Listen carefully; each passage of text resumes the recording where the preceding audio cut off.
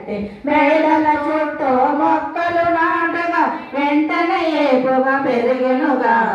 ఎత్తుగా ఉన్న కోటను కట్టి కోట చుట్టూ దారులు వేసి కోట లోపల గోడలను కట్టి లేని వసతులు చూసి వెండి పూతల గోడలు కట్టి బంగారు పూతల గొర్రెలు కట్టి విశాలమైన ద్వారము కట్టి ద్వారము చుట్టూ సదలము చేసి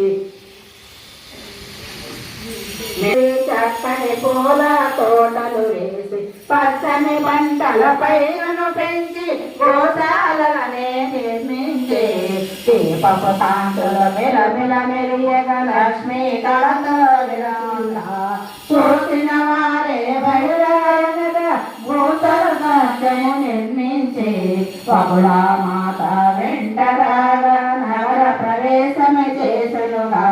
దశరథ బిడ్డను చూసి తల్లి ఆనందముతో పొంగిపోయే శ్రీనివాసుని పెంచి పిలుపు చేరి శ్రీనివాసుడేటులడిగే పెండ్లి పనులకు ఆజ్ఞను ఇమ్ము ఎవరిని పిలవాలో తెలుపము తల్లి. 14 లోకాలు పిలువ తండ్రి అందరూ నీవే గడ్డలు కాదా.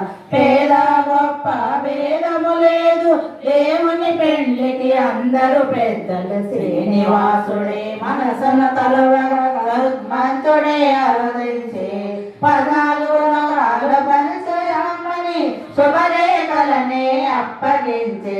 శ్రీనివాసుని పెండ్లి పనులు దేవతలు చేయడం దేవదూతలు అందరూ వచ్చి పెండ్లి పనులనే పురమాయించి ముత్యాల మొగ్గల ముంగిట వేసి రంగులెన్నో దిద్దులు